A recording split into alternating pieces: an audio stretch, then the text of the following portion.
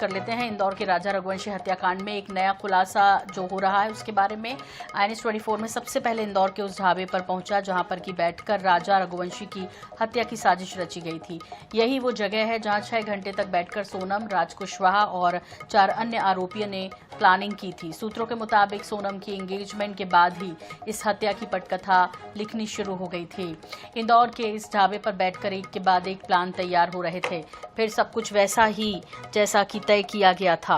हालांकि राजा रघुवंशी के गुनहगार अब पुलिस की गिरफ्त में हैं, लेकिन इस बीच आरोपी राज कुशवाहा के परिजनों का भी बयान जो सामने आया है उसमें राज की बहन ने कहा है कि उसका भाई बिल्कुल निर्दोष है। उसने कहा कि मेरा भाई ऐसा कुछ भी नहीं कर सकता, सोनम उससे राखी बंधवाया करती थी।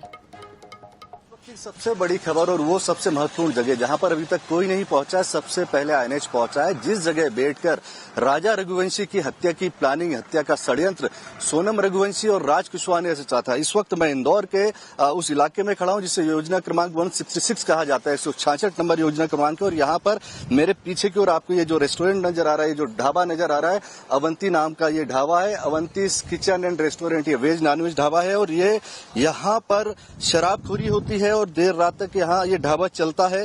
रात करीब 2 से 3 बजे तक ये ढाबा चालू रहता है। तो यहीं पर इसी ढाबे में बैठकर प्लानिंग की गई थी। इंगेजमेंट होने के कुछ दिनों बाद ही ये तय कर लिया था सोनम ने, जो हमारे सूत्र बता रहे हैं, जो इस पूरे इंट्रोगेशन में शामिल हैं, जो सोनम से पूछताछ करी, जिन लोगों ने बाकी आरोपी से पूछताछ करी, हमारे वो सोर्स बता रहे हैं कि इन सभी ने तय कर लिया था, इन सभी को जोड़ा गया था साथ में। और जोड़ने वाली जो कड़ी थी, सबसे पहले सोनम ने यह तय किया कि उसको इस शादी के बंधन में नहीं जाना है।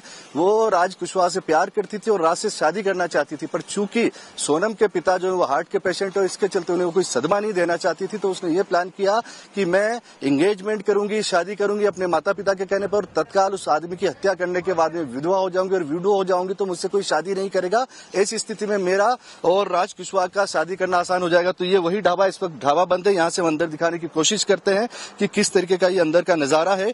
अंदर 2 पोर्शन है, इन अलग अलग पोर्शंस में इस ढाबे में आप देखेंगे कि ये जो पूरा इलाका है, यहाँ पर पीछे की और भी बैठक व्यवस्था है। यहाँ पर परसों पुलिस पहुंची थी, परसों शाम को पुलिस पहुंची थी और यहाँ पर इस तरीके से बैठने की व्यवस्थाएं हैं।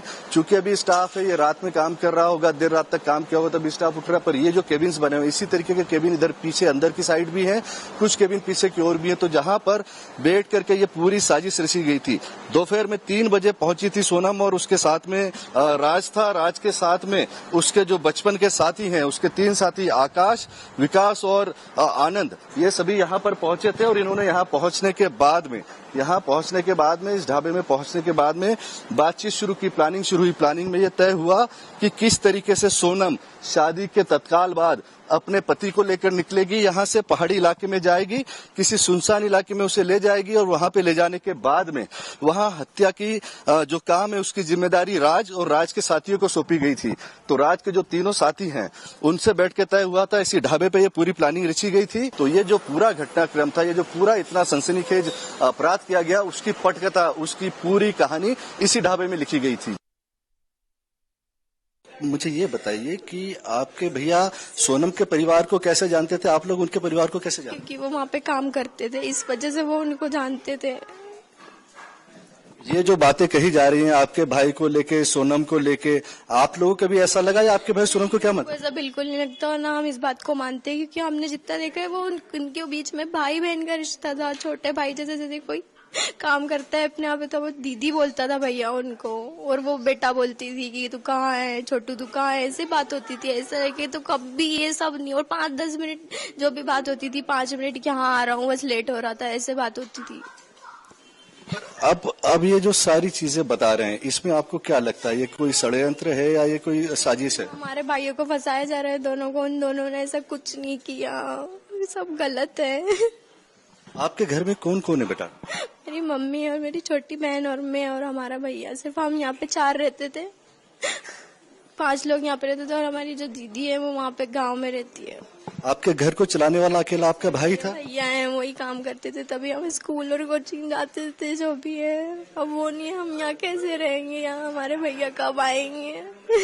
आप क्या डिमांड करते हैं, आप क्या मांग करते हैं शासन से, सरकार से? कि वो हमारे भाइयों को छोड़ दे, वो बेगुनाह है दोनों, उन लोगों ने कुछ नहीं किया। पर जो सोनम है वो तो वहाँ पे कह रही है कि उसने पूरी जो साजिश थी इसमें आपके भाई को उसमें साथ में लिया। आपको लगता है कि ये ऐसा बिल्कुल नहीं लगता, और पता नहीं है दीदी ऐसा कैसे बोल सकती है, ऐसा कुछ नहीं है। हम अपने भाई को जानते हैं, वैसा कुछ नहीं कर सकते। और विशाल भैया का तो उनसे कोई लेना देना ही नहीं था, तो वो कैसे ऐसा कर सकते, उनका नाम पता नहीं कैसे आ गया। वो तो वहाँ काम भी नहीं करते थे।